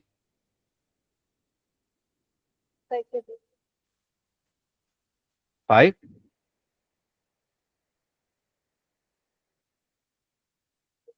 71423। 71423, ठीक है। और मैं पहले कितनी कर रहा था, 429। 429, 50,000। ठीक है। अब मैं जी इन दोनों को लेके बैठ जाऊँ, सोचता रहूँ कि यार ये तो मेरी डेप्रिसिएशन एक्सपेंस ज्यादा हो गया है पिछले साल की, मुझे एसओएफटी तब्दील कर एसओसीआई तब्दील करनी पड़ेगी पीएनएल के अंदर। डेप्रिसिएशन 2,000 1249 से दोबारा इंक्रीज करना पड़ेगा, रिटेन अर्निंग को कम करना पड़ेगा, इसी सोच में पड़ा रहूं। तो अकाउंटिंग स्टैंडर्ड कहता है नहीं मेरी जान, इसको बिल्कुल आपने ऐसा नहीं करना, आपने बिल्कुल जो प्रोस्पेक्टिव एप्लीकेशन करनी है। तो हम अकाउंटिंग स्टैंडर्ड की बात मानते हैं, और ये सारे जो बातें हैं ना, ये वाली आपने याद रखनी है कि ये प्रोस्पेक्टिव में क्या क्या आता है। ठीक है, ये फर्क आपको पता हो। और फिर उसके बाद यही होगा कि हमने जो इसको इस साल की तो राइट होगी। अच्छा, इस साल की तो हम 50,000 ही रिकॉर्ड करेंगे, इसको नहीं छेड़ेंगे। हाँ, अगले सालों से अब मजीद ये देखते हैं। ये देखो, 50,000 क्यूमुलेटिव डेप्रिसिएशन 3 साल तक इतनी पड़ी थी। ठीक है, कैरिंग वैल्यू इतनी आ गई। ठीक है। तो अब अच्छा, ये भी मजे की बात है कि अब जब आपका एस्टिमेट चेंज होता है तो आप रिवाइज कैरिंग अमाउंट के ऊपर मजीद डेप्रिशिएट करते हो, ये आप पढ़ के आ गए हो। तो जी अब आपके 7 साल टोटल हैं, 3 साल वैसे गुजर गए, अब आप 4 साल के ऊपर डेप्रिशिएट करोगे। ठीक है, तो पहले आप जितने भी निकालते रहे पिछले सालों का ये सरदर्दी है, इस साल के लिए आपकी ये डेप्रिसिएशन है, दोनों अलग अलग प्रोस्पेक्टिवली प्रेजेंट प्लस फ्यूचर। और अगले साल भी ऐसे ही निकालोगे आप 87,500। ठीक है, ठीक है। Prospectively apply. नेक्स्ट हमारे पास बेचारी अफ्रीकन काऊ आज आ गई। was brought by Khizr in early 2023 which had cost 200। लेकिन जब वो लेके आया था तो उसने आइडेंटिफाइबल नहीं थे, तो बेचारे ने मजबूरन उसको कॉस्ट पे रखा हुआ था। 6 महीने बाद बहुत से लोग ऐसी गाय लेके आ गए, अब उसकी फेयर वैल्यू मार्केट में प्रॉपर वो गाय ट्रेड हो रही है, हर दूसरे घर में वो बिक रही है, लोग इस्तेमाल कर रहे हैं, खा रहे हैं, दूध ले रहे हैं उसको, प्रॉपर उसकी एग्रीकल्चर वाली सारी ट्रीटमेंट चल रही है। ठीक है, अब उसकी फेयर वैल्यू निकल के आ सकती है, 250 निकल आई। तो अब सिंपली मैं आज की तारीख में खड़े खड़े एंट्री कर दूंगा, बायोलॉजिकल एसिड 50 से डेबिट और गेन क्रेडिट। प्रोस्पेक्टिव एप्लीकेशन पिछले सालों का हमने छोड़ दिया, क्या हाल था। ठीक है। अच्छा, अब एरर्स पे आ जाओ। एरर्स में क्या होता है, एरर्स ओमिजन होते हैं, कोई ऐसी बात जो हमने रिकॉर्ड करनी थी रिकॉर्ड नहीं की, मिस स्टेटमेंट हो सकती है। ठीक है, आइदर ड्यू टू एरर और वही वाली बात के fraud in the FS for one और मोर प्रायोरिटी पीरियड्स। एक साल में मसला आ सकता है, मुसलसल सालों में मसला आ सकता है। मुसलसल सालों की मिसाल ये है कि मैंने यूजफुल लाइफ ही गलत ले ली। मतलब मेरे जो एस्टिमेट्स थे वो सारे ठीक थे, लेकिन मैं कैलकुलेशन जब कर रहा था तो मैंने 10 के बजाय 9 से करना शुरू कर दिया। अब वो जितने सालों पे डेप्रिशिएट होके आ रहा था, हर साल में गलत डेप्रिसिएशन आई है। ठीक है, तो ये मैनी प्रायर मोर प्रायोरिटीज की मिसाल है, मैनी प्रायर पीरियड्स की। या फिर वन में कि किसी एक साल में मसला आ गया, किसी साल में मुझे अपना डेटर रिकॉर्ड करना था 5 लाख, मैंने एक जीरो कम लिखा, 50,000 मिस्टेक हुई मुझसे। ठीक है, तो ये वन पीरियड में इशू आ रहा है। To use information was available when the FS for those period were authorized for issue। अब मेरी बात सुनो, IS8 तभी इसको कहता है एडजस्ट करो अगर ये पिछले सालों का मसला था। अगर तो हमारे ही सालों में मसला आया है फिर तो हम इसको सिंपली चुप करके रिकॉर्ड कर लेंगे, काट के उसके साथ सही अमाउंट लिख लेंगे। लेकिन IS8 तभी अप्लाई होता है जब प्रायर पीरियड एरर हो, पिछले सालों में मसला आया था और हमें आज पता चल रहा है जब आपने अपनी जो FS है वो इशू कर दी है। ठीक है, could be reasonably expected to have been taken into account in preparing for those FS। ठीक है, और इसके बाद ये वही बात कर रहा है कि आप इसको एक्सपेक्ट कर रहे हो कि आपने इसको एफएस के अंदर भी रिकॉर्ड किया हुआ है। ठीक है, आप देखते हो एफएस के अंदर ये वाकई अकाउंट्स के अंदर आप ले गए, तो इसको आप एडजस्ट करोगे, प्रायर पीरियड्स की एडजस्टमेंट होगी। Such error include mathematical mistake, 5 lakh को 50,000, वही मिसाल, mistake in applying accounting policy, FIFO लगानी थी अकाउंटेंट ने भूल के ऐप को लगा दे तो मिस्टेक आ गई, ओवरसाइट, वैसे ही ध्यान नहीं रहा, या फ्रॉड, या किसी ने जानबूझ के मसला किया। अब ये ऑडिट नहीं चल रहा कि यहाँ पे हम प्रोसीजर शुरू कर दें, हम यहाँ पे सिंपली इसको ठीक करेंगे। अगर तो हमारे ही साल था तो चुप करके हम उसको सीधा कर लेंगे, अपना जिसने फ्रॉड किया उसको सजा डालेंगे, ठीक है, जिसने मिस्टेक की उसको पेनल्टी डालेंगे और हम उसको सीधा कर लेंगे। या अगर पिछले सालों का मसला था तो इसको IS8 में उठा के ले जाएंगे और देखेंगे IS8 क्या कहता है। ठीक है, जी। Current period errors that are discovered in period should be corrected. वही वही बात है कि एफएस के अंदर बिफोर अथोराइज्ड फॉर इशू, कि आप इशू करने से पहले अगर आपको इस साल में कोई मसला नजर आता है, एरर नजर आता है, उसको ठीक कर लो। हाँ, अगर प्रायर पीरियड में है तो फिर आपने कैसे करना है, रीस्टेट करो the opening balances of assets liabilities and equity as if the error had never occurred. आपने पिछली अमाउंट्स को ऐसे चेंज करना है ओपनिंग बैलेंसेस को कि समझो कि वो एरर था ही नहीं, ठीक है। उसको पूरी अमाउंट को चेंज करके आ जाना है। फॉर एग्जांपल मेरी रॉन्ग डेप्रिसिएशन की वजह से हर साल 3,000 3,000 3,000 डेप्रिसिएशन आ रही थी, जो मुझे पता चला कि मेरी रॉन्ग एस्टिमेशन थी, मैंने रॉन्ग यूजफुल लाइफ ले रखी थी। तो अब मैंने उसको चेंज किया, तो मैं अब सही वाली निकल आई 4,000। तो अब मैं हर जगह जाके 4,000 लिखूंगा और ये 3,000 काटता जाऊंगा। ऐसे मैं बिहेव करूंगा, ऐसे मैं बात करूंगा कि जैसे पिछले सालों में कोई मसला था ही नहीं है, मसला था कोई नहीं, वो तो हमने ठीक कर दिया। तो ये होती है prior period adjustment, presenting the necessary adjustment opening balance of retain. अब ऑब्वियसली उसकी जब चेंजिंग करेंगे तो जो हजार हजार का एडिशनल एक्सपेंस आ रहा है, इसको हमने एडजस्ट करना पड़ेगा, ठीक है। इससे मेरा रिटेन अर्निंग या प्रॉफिट डिस्टर्ब होगा, ठीक है, हर साल का। Restating the comparative figure presented is if error had never occurred, ठीक है, वही बात कि आपने फिर रीस्टेट करना है कंपैरेटिव फिगर को भी कि जैसे एरर था ही नहीं। फिर वही आप वाली बात आ गई, disclose within the accounts of SOFP at beginning of the earliest comparative period, ठीक है।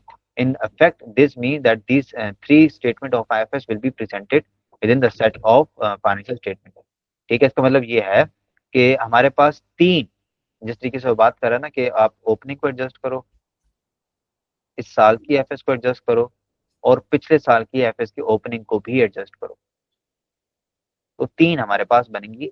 इस साल का करंट पीरियड का at the end of previous, यानी कि हमारे साल का ओपनिंग, और बिगिनिंग ऑफ प्रीवियस ईयर के पिछले साल का ओपनिंग।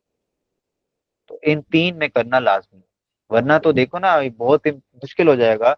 अगर एक अकाउंटेंट 10 साल से गलतियां कर रहा है तो बाकी सारे अकाउंटिंग इस साल की छोड़ छाड़ के वो बैठ जाए जी, हाय हमने क्या कर दिया, हम तो हर साल चेंज करते हैं। तो पिछले सालों को छोड़ो, एटलीस्ट ये तीन लाजमी करो, ये साल, इस साल की ओपनिंग, और पिछले साल की ओपनिंग।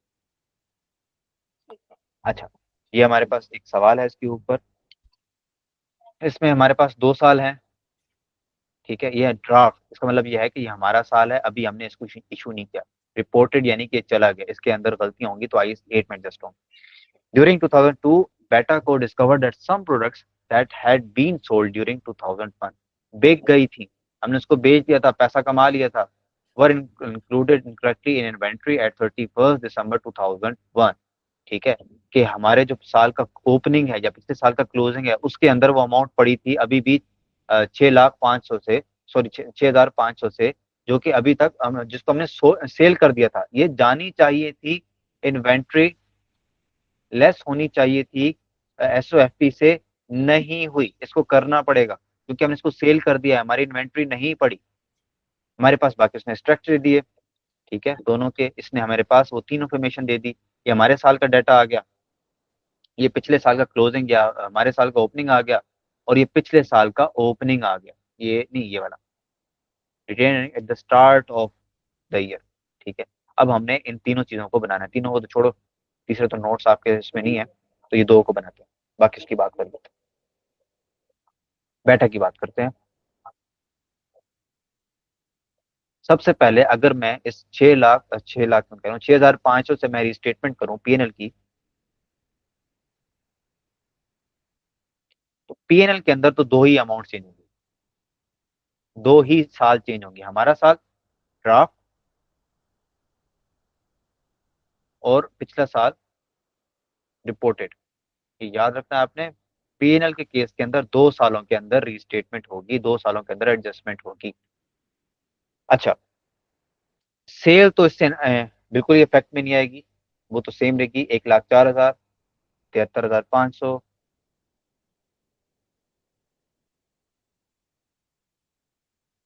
अलबत्ता इन्वेंट्री फिर से इफेक्ट होगी बेचारी, कॉस्ट ऑफ सेल के अंदर चेंजेस आएंगी। इसका मतलब ये है कि कॉस्ट ऑफ सेल में जो मैंने क्या कहते हैं कि सेल कर दिया था, उससे एंट्री पास नहीं हो सकी। कौन सी? जब हम कोई चीज सेल करते हैं तो साथ ही एंट्री करते हैं cost of sale debit, inventory credit, ये पास नहीं हो सकी, मेरा कॉस्ट ऑफ सेल में ये पास होनी चाहिए। तो इसके अंदर +6,500 हो, जब पिछले साल में एक एरर नहीं हो सका तो उसका इम्पैक्ट इस साल भी आगे होगा। इस साल भी जो कॉस्ट ऑफ सेल है वो कम से रिकॉर्ड है, ठीक है, इन्वेंट्री अभी भी पड़ी है। तो ये दोनों सालों में 6,500 में ऐड करता जाऊंगा, तो मेरे पास नेट अमाउंट इस साल आती है 93,000 और इस साल आती है 60,000। लेस करके मेरे पास ग्रॉस प्रॉफिट आ जाएगा 11,000, और ये एक 13,500। ठीक है, अब आ जाओ, दूसरा हमसे क्या पूछ रहा है, एसोसिएट। एसोसिएट पे statement of changes in equity. इसके अंदर फिर वही बात कि कॉस्ट ऑफ सेल जब इफेक्ट हुआ तो साथ ही उसकी सिबलिंग एंट्री इन्वेंट्री भी इफेक्ट, सॉरी, इन्वेंट्री भी इफेक्ट होगी, वो तो पीनल के अंदर होगी, सॉरी एसओएफपी में होगी। लेकिन ये जो कॉस्ट ऑफ सेल इफेक्ट हुआ, इससे प्रॉफिट इफेक्ट हुआ, यानी कि 25 सालों की रिटेन अर्निंग इफेक्ट हुई। तो अब एडजस्टमेंट करते हैं। अच्छा, एक तो हमारे पास इसके अंदर आता है, क्या कहते हैं कि शेयर कैपिटल, वो तो बिल्कुल ही चेंज नहीं होगा। मैं इसको ऐसे लेके चलता हूँ, यहाँ पे रिटेन अर्निंग, तो शेयर कैपिटल तो बिल्कुल चेंज नहीं होगा। हाँ, अलबत्ता रिटेन्ड अर्निंग को अगर मैं एडजस्टेड लिखूं, रिटेन्ड अर्निंग ओपनिंग में मेरे पास था 31, सॉरी कौन सा साल है, 31 साल का प्रॉफिट इसमें आएगा, उस साल का ओपनिंग हो, चलिए ठीक है। तो 31/12/1 पिछले साल का जो हमारे पास क्लोजिंग था, या हमारे साल का जो ओपनिंग था, ठीक है, इसके अंदर अमाउंट पड़ी है 40,000 की, ये रही। तो ये यहाँ पे आएगा 40,000 प्रायर ईयर एडजस्टमेंट।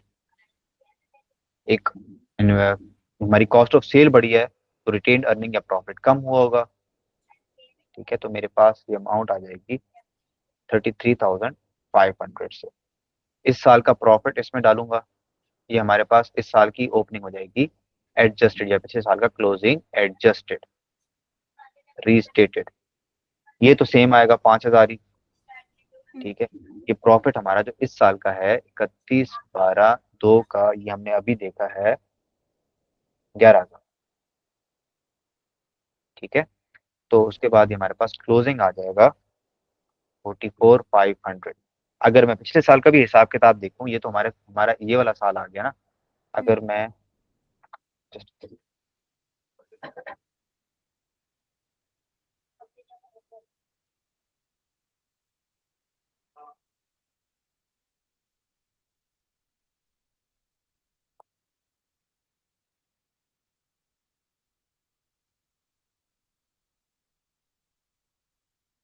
हम्म,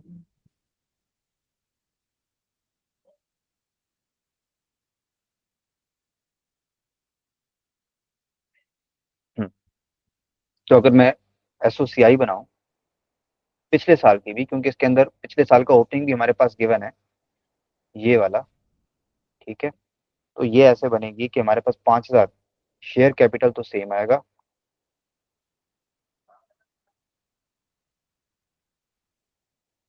ओपनिंग यानी कि 31/12, ये 2001 था तो ये 2000 कर लो, या इसको ओपनिंग का जब मैं नाम दे रहा हूँ तो लिखना चाहिए 1/1/2001। रिटेन्ड अर्निंग इस पॉइंट पे मेरे पास है 20,000। ठीक है, 20,000, इसके अंदर प्रायर पीरियड एडजस्टमेंट हुई।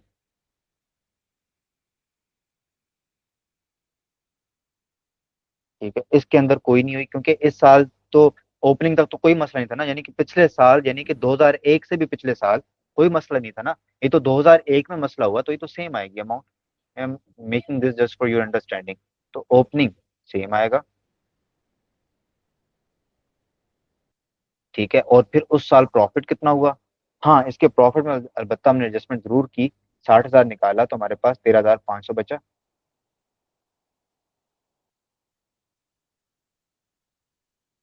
और इसको इसमें ऐड जब करेंगे तो हमारे पास 33,500 आ जाएगा। और यही बात देखना, ये जो है ना, ये क्लोजिंग, यानी कि 31/12/2001 को जो हमारा रिटेन्ड अर्निंग का क्लोजिंग आ रहा है, यही हमारा 31/12/2001 को ओपनिंग भी बन गया, एडजस्ट होके। ठीक है, थोड़ा मैंने ना पिछले साल बाद में कर दिया है, तो कंफ्यूज नहीं होना, मैं दोबारा एक दफा इसको रिवाइज कर दूंगा। ठीक है।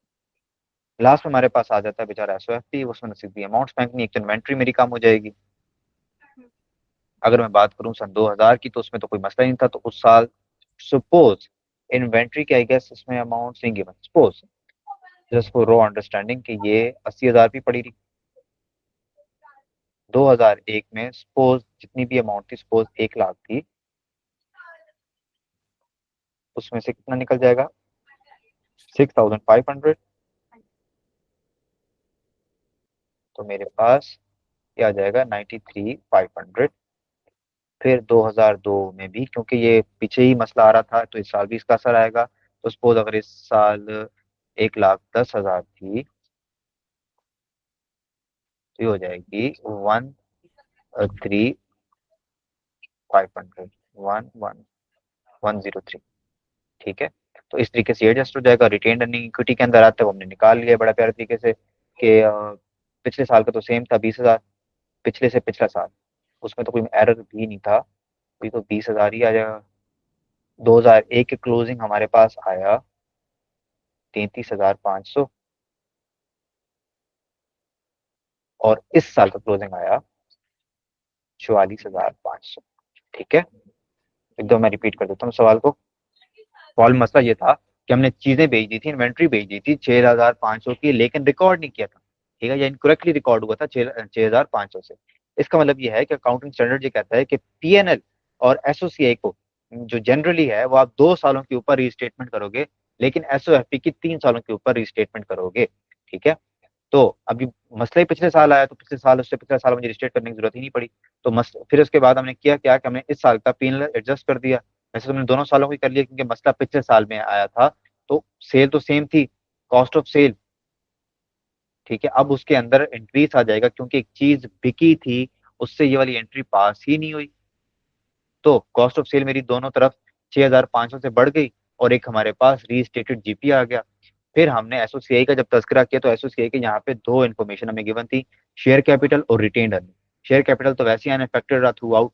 ठीक है, वो तो इस साल भी सेम रहा, मतलब कोई शेयर नहीं दिए कंपनी ने। लेकिन रिटेन्ड अर्निंग जो है, उसमें इम्पैक्ट आएगा, क्योंकि कॉस्ट ऑफ सेल बढ़ गई है। कॉस्ट ऑफ सेल बढ़ती है तो रिटेन्ड अर्निंग या प्रॉफिट कम होता है। तो पिछले से पिछले साल, यानी कि 2000 के आखिर तक तो कोई मसला नहीं था। ठीक है, एडजस्टमेंट की भी जरूरत नहीं थी, कुछ भी नहीं था। तो हमने उस साल का जो प्रॉफिट है, जो कि हमें यहाँ सवाल में गिवन था, जस्ट अ सेकेंड, 13,500, हाँ उस वक्त तो कोई मसला नहीं था। हाँ, इस साल जब हम बना रहे हैं, ये 2002 की बात हो रही है, तो इस साल का प्रॉफिट हमने कैलकुलेट किया 2001, सॉरी 2000 के बाद 2001। ठीक है, तो इसमें ये ऐड हो जाएगा, और ये हमारे पास पिछले साल का क्लोजिंग आ जाएगा रीस्टेट होके। इस साल का क्लोजिंग, अगले साल का ओपनिंग आप डायरेक्ट भी बना सकते हो, लेकिन अगले साल मैंने इनडायरेक्ट भी निकाला है कि सपोज सवाल कह रहा है कि 40,000 क्या कहते हैं रिटेन्ड अर्निंग है at the beginning of the year. ठीक है, और उसके अंदर एडजस्टमेंट होने वाली थी 6,500 से, लेस कर दिया मैंने रिटेन्ड अर्निंग, क्योंकि cost of good sale record ही नहीं हुई थी। तो मेरे पास रीस्टेटेड अमाउंट आ गई 33,500, उसके अंदर इस साल का मैंने प्रॉफिट डाल दिया, तो मेरे पास क्लोजिंग रिटेन्ड अर्निंग आ गई 31/12/2002। और शेयर कैपिटल बेचारा तो अभी भी सेम पड़ा। ठीक है, और एसओएफपी भी इतने सालों का बना दिया। ये इसके अंदर कलेक्शन की एडजस्टमेंट कर दी, इन्वेंट्री कम कर दी, जो बिकी थी रिकॉर्ड ही नहीं हुई कि बिक गई है। और दूसरी तरफ ये तो बिल्कुल अनएडजस्टेड रहा, क्योंकि इस साल तो मसला ही नहीं आया, और बाकी रिटेन अर्निंग हमने ऊपर छुटा दी। ठीक है। ये बहुत पेचीदा सवाल थे, लेकिन यह है कि इससे मुश्किल नहीं होगा आपका। आप सवाल देखना, फिर से वही बात कि किट्स और हब वाला, दोनों किट्स के सवाल देखना, और जहां मसला आता है फिर मुझे बताना। अब वहां पे ना ज्यादा मसला आएगा आपका थ्री के अंदर, क्योंकि वहां पे थ्री वाले सवाल है। तो ऐसे सवाल तो नहीं है, और हैं भी सही तो उतना मुश्किल नहीं है, एक आध आएगा तो उसको समझ लेंगे। अच्छा, यहाँ पे सिर्फ क्योंकि इस टॉपिक में जो मसला आता है ना, वो दो चीजों में आता है। एक तो ये समझने के अंदर कि रेट्रोस्पेक्टिव कहाँ एप्लीकेशन होगी और प्रोस्पेक्टिव कहाँ एप्लीकेशन होगी। दूसरा ये है कि कौन सा एस्टिमेट है और कौन सी पॉलिसी थी। ठीक है, तो एस्टिमेट तो एक वैसे अगर मैं लॉजिकली बात करूं तो वही होता है कि जहाँ पे हम खुद जरा सोचेंगे यार हमारा यहाँ अंदाजा लग रहा है, आईएफआरएस कोई गाइड नहीं कर रहा। आईएफआरएस ने कहीं नहीं कहा कि यार प्लांट की यूजफुल लाइफ इतनी लेना, ये कंपनी खुद सोचती होगी। ठीक है, तो वहाँ एस्टिमेट लग सकता है, ये जहाँ पे आईएफआरएस गाइड करते हैं वहां पे पॉलिसी लगती है। तो अब ये कुछ हमारे पास केसेस हैं, इनको समझ लेते हैं। आप बताना, आपका ये टेस्ट होगा एक तरीके से कि कुछ कंडीशन आपने बताना है, इसमें पॉलिसी कहाँ पे लग रही है, एस्टीमेट कहाँ है और एरर कहाँ है। अच्छा, entity change its accounting from land and building from cost model to revaluation model, ये क्या है? पॉलिसी एस्टीमेट है कि क्या कहते हैं कि एरर है? पॉलिसी है। Yes, policy. और ये वैसी अगर मैं पूछने के लिए एक बात करूं कि ये इसकी रेट्रोस्पेक्टिव एप्लीकेशन होगी कि prospective? Prospective. Prospective, very good.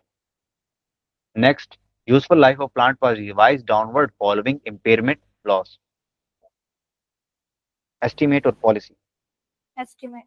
Estimate, और एस्टीमेट में तो लगता ही रेट्रोस्पेक्टिव। प्रोस्पेक्टिव एप्लीकेशन होती है अगले साल। मैं बोला रिवाइज डाउनवर्ड्स। कहाँ पे वाज रिवाइज डाउनवर्ड फॉलोइंग? नहीं, वो वैसे ही बता रहा है कि इम्पेयरमेंट की वजह से हमारी यूजफुल लाइफ कम हो गई। ठीक है, ठीक है। तो हम पिछले सालों में जितना डेप्रिशिएट करके आ चुके हैं उसको एडजस्ट नहीं करेंगे। ठीक है। अच्छा, फिर हमारे पास है the depreciation method for furniture was changed from straight line method to reducing balance method, what is this? तो वही बात होगी। पॉलिसी एस्टिमेट में चेंज। नहीं नहीं, ये पॉलिसी के अंदर ही चेंज है ना, क्योंकि इसमें तो हमें अकाउंटिंग स्टैंडर्ड गाइड करता है कि आपने स्ट्रेट लाइन लगाना है या बैलेंसिंग लगाना है। ठीक है, फिर हमारे पास है the cost formula use for valuation of inventory was change from FIFO to FO. ये भी पॉलिसी। यस, पॉलिसी चेंज है, इसके अंदर प्रोस्पेक्टिव एप्लीकेशन होगी और उसके अंदर रेट्रोस्पेक्टिव। फिर हमारे पास है it was discovered last year company's inventory sheet were under costed, what is this? Error. Yup, error. ठीक है, और it was discovered that actual NRV inventory was much lower than expected, ये थोड़ा कंफ्यूजिंग है, सोच के बताना। ये भी एरर होगा। नहीं, ये होगी एस्टीमेट में चेंज, क्योंकि एनआरवी जो होती है ये एस्टीमेट होता है। तो अगर एस्टीमेट के अंदर हमने चेंज ही नहीं किया, इसका मतलब ये है कि it NRV was much lower than expected, मतलब ये है कि एस्टीमेट में चेंज हो गया, डिस्कवर हुआ है।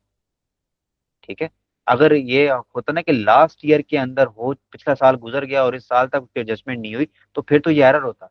लेकिन ये साल के आखिर में हमारे करंट साल में हम ये एज्यूम करेंगे कि डिस्कवरी हुई कि हमारी जो एनआरवी जिसके ऊपर हम रिकॉर्ड कर रहे हैं वो तो बहुत कम है देन एक्सपेक्टेड, तो इसका मतलब यह है कि एस्टिमेट चेंज हो जाएगा। अब कम के ऊपर हम इसको रिकॉर्ड करें।